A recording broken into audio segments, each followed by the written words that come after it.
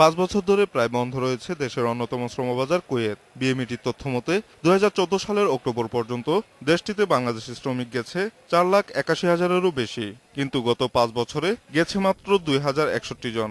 তবে শিগগিরই এই শ্রমবাজারটিতে বেশি সংখ্যক শ্রমিক পাঠানো শুরু হবে বলে জানিয়েছে প্রবাসী কল্যাণ মন্ত্রণালয়। কুয়েতের সঙ্গে আমাদের যে যোগাযোগ হয়েছে, আমি গত মে মাসেও সেখানে গিয়েছিলাম। কুয়েতের শ্রমবাজার আমাদের জন্য উন্মুক্ত হওয়ার প্রক্রিয়া ইতিমধ্যে শুরু হয়েছে এবং আশা করি অদূর ভবিষ্যতেই সেখানে বর্ধিত সংখ্যায় কর্মী বাংলাদেশ থেকে যেতে পারবে। এরই মধ্যে জনশক্তি রপ্তানি বিষয়ক এক সভায় যোগ দিতে কুয়েত গেছেন প্রবাসী কল্যাণমন্ত্রী। এছাড়াও দেশটিতে শ্রমিক পাঠানোর ব্যাপারে আলাদা বৈঠক হবে বলে জানিয়েছে মন্ত্রণালয়। লেবার মিনিস্ট্রি আন্ডার সেক্রেটারির সঙ্গে মিটিং করেছি। এবার আমাদের মাননীয় মন্ত্রী যাচ্ছেন, তিনি শ্রমমন্ত্রীর সাথে মিটিং করবেন। আমরা ধারণা করছি যে বিষয়টা এখন চূড়ান্ত হতে পারবে। চূড়ান্ত হয়ে গেলে তারপরে লোক প্রেরণ বেশি সময় লাগবে না। আগামী বছর প্রথমার্ধে আশা করা যাচ্ছে।